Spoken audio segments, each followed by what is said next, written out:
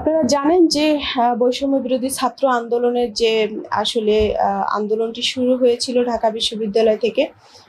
আসলে সেখানে আসলে আমরা সরাসরিভাবে শুরু থেকেই থাকতে পারিনি, কারণ এটি আন্দোলনটিকে রাজনৈতিক ট্যাগ দিয়ে প্রশ্নবিদ্ধ করবে বলে কিন্তু আমরা ছিলাম না। তবে যারা আন্দোলন করেছে যে জায়গায়, তিতুমির, বাংলা কলেজ, ৭ কলেজ, ঢাকা বিশ্ববিদ্যালয়, এরা আসলে সকলেই আমাদের ছাত্র অধিকার পরিষদের আসলে নেতাকর্মী ছিলেন। তো সাধারণ শিক্ষার্থীও ছিলেন, তবে লিডিং পর্যায়ে আমাদের নেতাকর্মীরা ছিলেন। নুরুল হক নূরের শুরু থেকেই এই বৈষম্য বিরোধী ছাত্র আন্দোলনের প্রতি আমাদের সমর্থন ছিল এবং স্ট্যান্ড আমরা তাদের পক্ষেই নিয়েছিলাম। যার দরুন আপনারা দেখতে পেয়েছেন যে তাকে রাতের অন্ধকারে তার রুম ভেঙে, বাসা ভেঙে, তার স্ত্রী সন্তানের কাছ থেকে আসলে তার ছোট বাচ্চাটি তার গলা জড়িয়ে ঘুমিয়েছিলেন। তো সেখান থেকে তাকে টেনে হিঁচড়ে আসলে পাষণ্ডের মতো, বর্বরের মতো তারা কিন্তু পাকিস্তানি হানাদার বাহিনীদের মতো তাকে কিন্তু তুলে নিয়ে চলে গেছেন এবং বাসার সকল মোবাইল ফোন তুলে নিয়ে গেছেন। ইভেন দারোয়ানের মোবাইলটাও নিয়ে গেছেন, যেন কাউকে না জানানো হয়।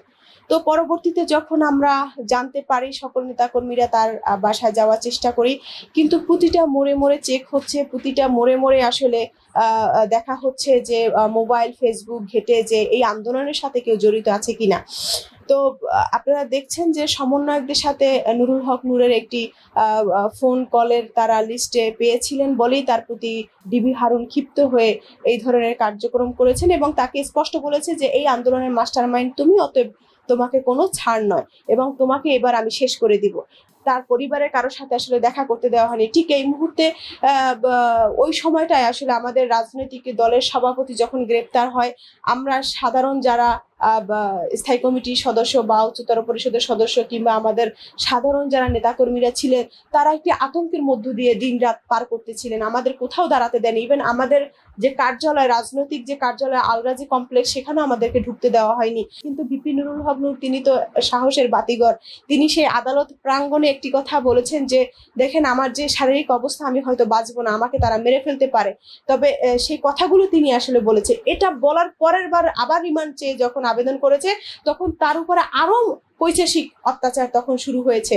তখন আমাদের দলের আসলে আমরা কেউ আসলে দিক হারাইনি, আমরা সবাই এক ছিলাম এবং আমাদের একতাই আমাদের শক্তি ছিল।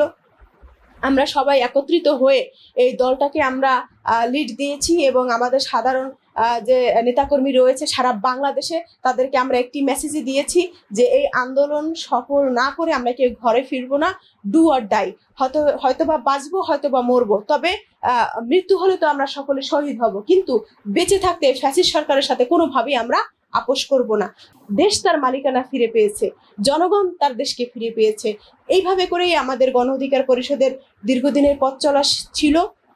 এই আন্দোলনে আমাদের রক্ত ঘাম, আমাদের বহু নেতাকর্মী আহত হয়েছে, শহীদ হয়েছেন এবং অনেকে নির্যাতিত হয়েছেন, অনেক নেতাকর্মী আটক হয়েছেন।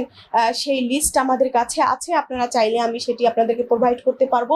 এবং তার মধ্য দিয়ে আমাদের রক্ত ঘাম, আমার সভাপতির এই ত্যাগের মধ্য দিয়ে এই আন্দোলনের মহানায়ক যাকে বলা হয় নুরুল হক নূরের এই ত্যাগের মাধ্যমে আসলে আমরা এই একটি স্বাধীন, দ্বিতীয় এবার বাংলাদেশ স্বাধীন হয়েছে এবং স্বাধীন দেশ পেয়েছি। এবং আমরা এখন সেই দিনগুলোর জন্য আসলে আমরা গৌরব বোধ করি এবং আমাদের সেই সোনালী অতীত নিয়ে আমরা আপনাদের সাথে কথা বলতে